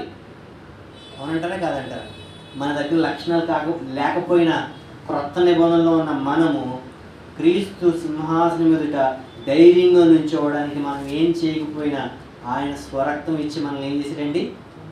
కొన్నాడు, విలువ కలిగిన వారంగా చేశాడు. మన దగ్గర ఇలాంటి లక్షణాలు లేకపోయినా మనల్ని విలువగా చేశాడు. మనలో ఇలాంటి లక్షణాలు ఏమైనా ఉన్నాయంటారా? పరిశీలించుకోండి ఒకసారి. సాక్షులంగా బ్రతుకుతున్నామా? ఎవరికైనా సువార్తను ప్రకటించామా? దేవుని మందిరానికి కొత్త వారిని ఎవరినైనా మనం పిలిచామా? క్రొత్త వారిని పిలిచి దేవుని మందిరంలో మరి వారు కూడా రక్షించబడాలని ప్రయత్నాలు చేశామా? నేను చనిపోయినా పర్లేదు అనేకులకు సువార్త అందాలని మనస్తత్వం కలిగి ఉంటా ఉన్నామా? మూడోది ఏంటండి? ఆరాధన. ఎలాంటి సమయంలో ఉన్నా కూడా నేను ఆరాధన చేస్తా, నేను దేవుణ్ణి కృతజ్ఞతాస్తుతులు చెల్లిస్తా. నాకు కష్టం వచ్చినా, నష్టం వచ్చినా, బాధ వచ్చినా, ఎరిగి వచ్చినా నాకు దేవుడు కావాలి, నేను దేవుడి మీద అనుకుంటా అనే రోషం కలిగి ఉంటున్నామా? నాలుగోది హార్డ్ వర్కర్, కష్టపడే నైజం కలిగిన వాడు. నేను కూడా నీ కోసం కష్టపడతానయ్యా, పని చేస్తానయ్యా అని అనుకుంటున్నామా? లేకపోతే మన శక్తిని దాచేసుకుంటున్నామా? మన శక్తిని ఖర్చు పెట్టకుండా ఎందుకు చేయాలి, నేను మాత్రమే ఎందుకు చేయాలని తప్పించుకొని తిరుగుతున్నామా? ఐదోది ఏంటి? దేశభక్తి కలిగిన వాడు. దేశభక్తి మంచిదేలేండి కొంత మటుకు. దేవుని భక్తి లేకుండా దేశభక్తి ఏం చేయలేదు. దేవుని భక్తి తర్వాత ఖచ్చితంగా ఉండాల్సింది ఏంటి? దేశభక్తి ఉండాలి. ఆరోదా ఏడోదా? ఆరోది ఏంటి? దేవుని గుణ లక్షణాలు ఎరిగేవాడిగా ఉన్నాడు. మరి మనం ఎలా ఉంటా ఉన్నాం? నువ్వు అప్పుడప్పుడు దేవుని అనాలోచనగా ఉన్న దేవుని నువ్వు ఎప్పుడు పట్టుకుంటాడంటే ఇవన్నీ కూడా నువ్వు డెవలప్ చేసుకుంటా ఉన్నప్పుడు, వాక్యాన్ని చదువుకొని మరి యోనా వలె రోషంగా ఉన్నప్పుడు, యోనా వలె అందరికీ సువార్త ప్రకటిస్తూ ఉన్నప్పుడు. కాబట్టి ఇక్కడి నుంచి యోనా తప్పి పారిపోయిన యోనా అనే ఆలోచన పక్కన పెట్టి ఏం చెప్పుకుందాము? రోషం కలిగిన యోనా, కష్టపడే యోనా, ఆరాధించే యోనా, దేవుని గుణ లక్షణాలు ఎరిగిన యోనా, పనుల కోసం ప్రాణం పెట్టే యోనా, దేశభక్తి కలిగిన యోనా, స్థిరత్వం కలిగిన యోనా, స్థిరత్వం కలిగి సువార్తను ప్రకటించే యోనా అని చెప్పుకుందాం ఇక్కడి నుంచి కూడా. అలా చెప్పుకొని మనం కూడా అట్లా ఉండడానికి ప్రయత్నం చేస్తూ దేవుని శక్తిని కోరుకుందాం, ప్రార్థన చేసుకుందాం. కళ్ళు మూసుకోండి, ప్రార్థన చేసుకుందాం. ఒకసారి యోనాని గురించి జ్ఞాపకం చేసుకుందాం. మరి నీవు ఎలా ఉంటా ఉన్నావు? ఆనాటి కాలంలో యోనాతో పాటు చాలామంది ప్రవక్తలు ఉండే ఉంటారు, కానీ దేవుడు ఎవరిని కోరుకోలేదు. ఎందుకు యోనాను మాత్రమే కోరుకున్నాడండి? కేవలం ఈ కారణాలే. మరి నీలో ఏమున్నాయి? ఇంకా దేవుని కోసం నువ్వు ఏం చేయాలనుకుంటున్నావు? దేవుని దగ్గర ఎలా ఉంటున్నావు? అయ్యో, నీ జీవితం ఏమైనా పెద్దదనుకుంటున్నావా? ఎంతలో కలబడి అంతలో మాయమైపోయే ఆవిరి వంటి జీవితం. నువ్వు రేపు బతుకుతావు అని నీకు ధైర్యం ఉందా? నేను ఇంకా 10 రోజులు జీవిస్తాను అని గ్యారంటీగా చెప్పగలవా? నమ్మకం ఉందా? ఎప్పుడు చనిపోతావో తెలియదు, కానీ చనిపోకముందు నువ్వు దేవుని కోసం ఎలా బ్రతుకుతున్నావు? అయ్యో, నువ్వు చనిపోయిన తర్వాత దేవుని దగ్గరికి వెళ్ళిన తర్వాత నీ ముఖం దేవునికి ఎలా చూపిస్తావా? ఏంటి నా కుమారుడా, ఏంటి నా కుమార్తె, నీకు భూమి మీద ఎంత పని ఇచ్చాను, కానీ నువ్వేం చేసావు అని అన్నప్పుడు నువ్వు సిగ్గుపడలేము. అలా సిగ్గుపడకుండా ఉండాలంటే ప్రార్థన చేసుకుందాం. ఈ సమయంలో మంచి నిర్ణయం తీసుకుందాం. ప్రభువా, యోనలో ఉన్న గుణ లక్షణాలు నాకు లేవు ప్రభువా, నాకు కూడా దయచేయండి. నీ మందిరంలో స్థిరంగా ఉండడానికి నాకు కూడా అలాంటి లక్షణాలు దయచేయండి అని ప్రార్థన చేసుకుందాం.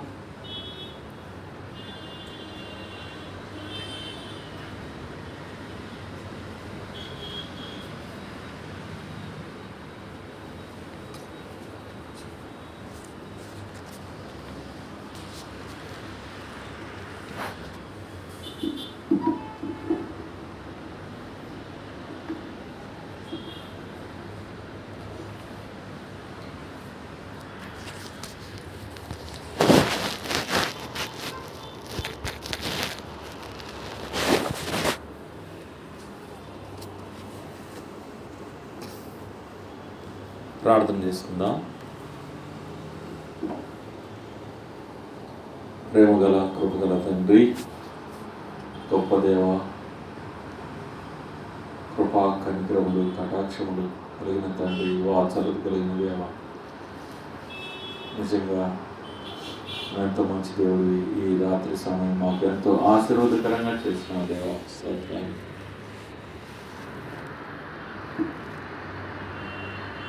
యోనాని నువ్వు ఎందుకు వదిలిపెట్టకుండా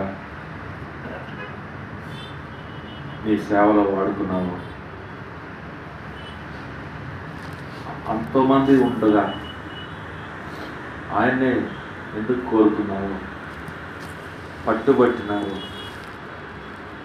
నీ యొక్క కార్యం జరిగించుకున్నావు?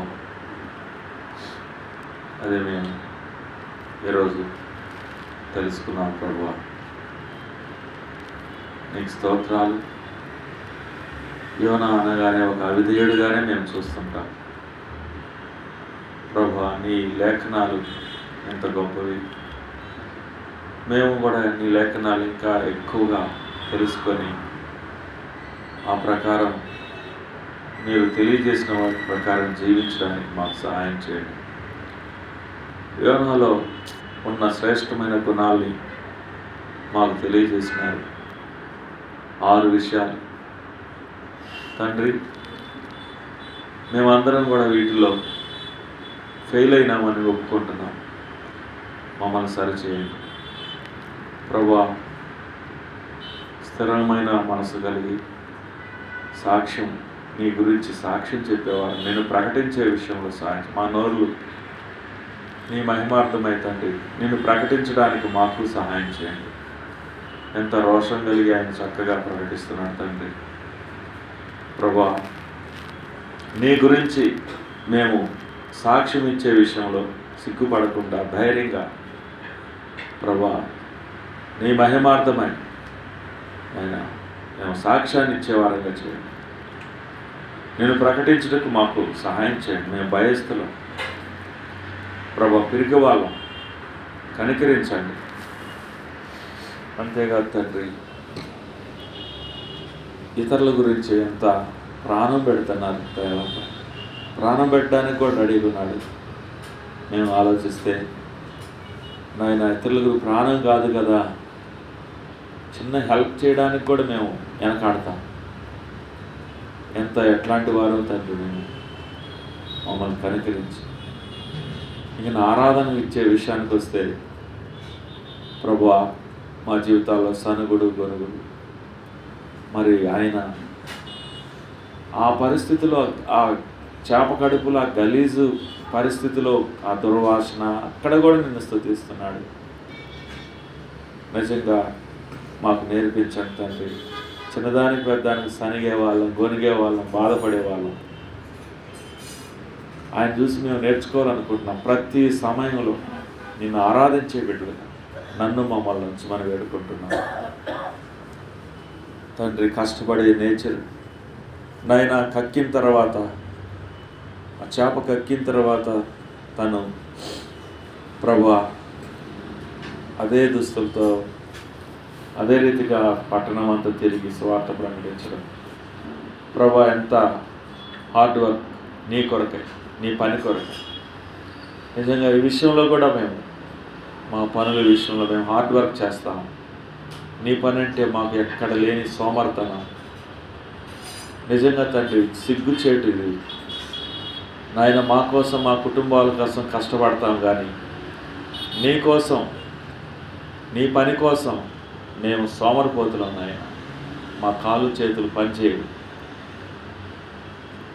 మమ్మల్ని క్షమించండి, మా సంఘాన్ని క్షమించండి, మా కుటుంబాన్ని క్షమించండి. నూతన పరచమని వేడుకుంటున్నాం. ఏదో కొత్త వర్తమానం వినేమని కాదు కదా ప్రభా, మా జీవితాల్లో కొత్తదనం కలగ చేయతండి ప్రభా. కొత్త పాయింట్లు, కొత్త మెసేజ్లు విన్నామనే తృప్తి కంటే ప్రభా, కొత్తదనం మా కోసం మాకు కావాలి ప్రభా. నాయన దయచేసి మమ్మల్ని మార్చమని వేడుకుంటున్నాం. అంతేకాదు తండ్రి, దేశభక్తి కలిగిన వాడు ప్రభా, మరి ఆ విధంగా మమ్మల్ని కూడా మా దేశం పట్ల భక్తి కలిగి, నశించిపోతున్న ఆత్మట్ల భారం కలిగి ప్రభా నిస్వార్థంగా జీవించడానికి సహాయం చేయండి. తోటి ప్రజల విషయంలో ఆసక్తిని, భక్తిని ప్రభా, దేశం పట్ల భక్తిని మీరు మాలో ఉంచమని వేడుకుంటున్నాం తండ్రి. చివరిగా నీ గుణాలను మేము ఇంకా అధికంగా తెలుసుకోవాలి ప్రభా. మాకు ఈ బిజీ దినాల్లో నీ గురించి ధ్యానించేటువంటి సమయమే ఉండడం లేదు ప్రభా. మా గురించి, మా ఫ్యామిలీ గురించి, ఇతరుల గురించి ప్రభా నీ దగ్గర కాసేపు గడుపుకునే సమయం లేదు. బిజీ లోకంలో ఉన్నాం, చాలా మోసపోతాం. నీ గురించి ఎక్కువగా ఆలోచించడానికి, నీ గురించి ధ్యానించడానికి మాకు నేర్పించు తండ్రి. యోనాలాగా తండ్రి, నీ సుగుణాలను మేము ఎక్కువగా గమనించుకోవడానికి, ఆ సుగుణాలు మేము కూడా కలిగి ఉండడానికి సహాయం చేయండి ఆయన తండ్రి. సాతానుడు ఈ యొక్క మాటలను ఎత్తుకొని పోకుండా మా హృదయంలో భద్రం చేసుకొని యోనాలాగా మేము జీవించి నీ చేత, నీ పనిలో పనిముట్టుగా వాడబడే పాత్రలుగా మేము ఉండడానికి మాకు కృప దయచేయండి. నీ దాసుడు జాన్ మార్క్ బ్రదర్ని బట్టి స్తోత్రాలు. మేము అనుకోలేదు ఈరోజు సహోదరుడు వస్తాడని, ఈ విధంగా చక్కని సమయాన్ని మాకు నువ్వు ఇస్తావని మేము అనుకోలేదు ప్రభా. ఈ విధంగా నీ మందిరంలో ఎంత సంతోషం ఉంది, ఎంత ఆనందం ఉంది. నీ సన్నిధిలో సంపూర్ణ సంతోషం కలదు. నీ కుడి చేతిలో నిత్యం సుఖములు కలవు. నీ మందిరాన్ని ప్రేమించేవారు దీవించబడతారు. నీ పరిశుద్ధాల మేలు చేత మేము మాకు తృప్తి ఉంది, మేలులు ఇస్తున్నాం. ఈ విధంగా అనేక రకాలుగా వచ్చిన వారందరిని బట్టి స్తుతిస్తున్నాం దేవా. మరి సహోదరుని దీవించుము. ఇంకా నీ పనిలో నీ సేవలో బహుబలంగా వాడుకోండి. తన ఫ్యూచర్ విషయంలో కూడా సహాయం చేయండి ఆయన. మరి మీరే సరైనటువంటి జీవిత పాలు భావిస్తరాలని మంచి సేవకురాలను మీరు చూపించి ప్రభు జతపరిచి ఆశీర్వదించండి ప్రభు. మరి నార్త్ ఇండియా అలాగే వేరే దేశాలకు వెళ్ళి మరి నీ సేవ చేసి రావడానికి కూడా సహాయపడ్డా, ఇంకా నేర్చుకోవడానికి సహాయపడ్డా, తను నేర్చుకునే ఇతరులకు నేర్పించడానికి, ఇంకా దీనుడుగా సాత్వికుడుగా నీ మహిమార్థమై వాడబడడానికి సహాయం చేయండి. వారి బావగారి హిమాలయన్ బ్రదర్ని బట్టి సిస్టర్ నాయన పుష్ప సిస్టర్ని బట్టి కూడా స్తుతిస్తున్నాం. వారు చేస్తున్న పరిచయం బట్టి కూడా స్తోత్రాలు. దీవించండి ప్రభు, ఇంకా ఆశీర్వదించండి. కుమార్తెకి 14 నుంచి ఎగ్జామ్స్ ఉంటున్నాయి. దేవానిశ్రీకి ఎగ్జామ్స్లో కూడా సహాయం చేయండి. సిరికి కూడా ప్రభు మరి 10th క్లాస్ రాస్తున్నటువంటి ప్రతి ఒక్కరికి కూడా సహాయం చేయండి ఆయన. మరి నిన్ను గణపరిచి నీ మందిరాన్ని గణపరిచి నాయన వాక్యంతో ఆసక్తితో వచ్చిన ఈ బిడ్డలందరినీ, యవనస్తులు పెద్దవాళ్ళందరినీ కూడా దీవించి ప్రభు, మమ్మల్ని అందరినీ కూడా యవనాలో ఉన్న చక్కని గుణాలు కలిగి నిన్ను మహింపరిచే వారంగా, నీ చేత వాడబడే వారంగా మమ్మల్ని ఉంచమని, తిరిగి వెళ్ళేటప్పుడు కొన్ని బిడ్డలకి నీ సన్ని తోడుగా ఉంచమని మా ప్రియ రక్షకుడు అడిగిన దానికంటే ఊహించిన దానికంటే అత్యధికంగా చేసే శక్తి కలిగిన యేసుక్రీస్తు ఘనమైన పరిశుద్ధమైన నామంలో ప్రార్థించి వేడుకుంటున్నాం తండ్రి, ఆమేన్. మన తండ్రి అయిన దేవుని ప్రేమ, యేసుక్రీస్తు ప్రభు యొక్క కృప, పరిశుద్ధాత్మిక అన్యోన్య సహవాసం మనకును తీర్మానం చేసుకున్న వారికి, ఆయన ప్రేమించే పరిశుద్ధులందరికీ ఇప్పుడును సదాకాలం తోడై ఉండును గాక, ఆమేన్. ప్రతి చోట నీ సాక్షిగా ప్రభువా నేనుండునాట్లు, ప్రతి చోట నీ సాక్షిగా ప్రభువా నేనుండునాట్లు, ఆత్మాభిషేకము నిమ్ము, ఆత్మీయ రూపుండ, ఆత్మాభిషేకము నిమ్ము, ఆత్మీయ రూపుండ, ప్రియ యేసు నిర్మించితివి, ప్రియమారణ హృదయం మోదమారవసిసునా, హృదయాంతరంగమున మోదమారవసిసునా, హృదయాంతరంగమున.